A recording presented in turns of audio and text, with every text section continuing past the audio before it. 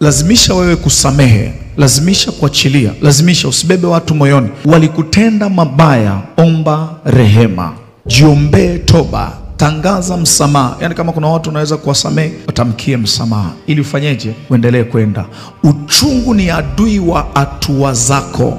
Uchungu ni adui wa hatua zako. Uchungu unapunguza spidi yako ya kwenda. Isaya 38:15. Niseme nini? Yeye amenena, yeye ametenda, mimi nitakwenda pole pole miaka yangu yote, kwa sababu ya uchungu wa nafsi yangu. Kwa hiyo uchungu unapunguza spidi yako ya kila jambo, unazuia kwenda kwenye spidi ya Mungu kwenye vitu unavyotakiwa kufanya. The spirit of bitterness ndio kizuizi cha watu wakuu.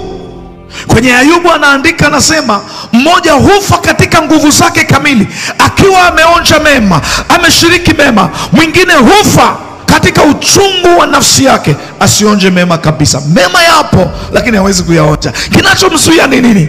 Ni uchungu.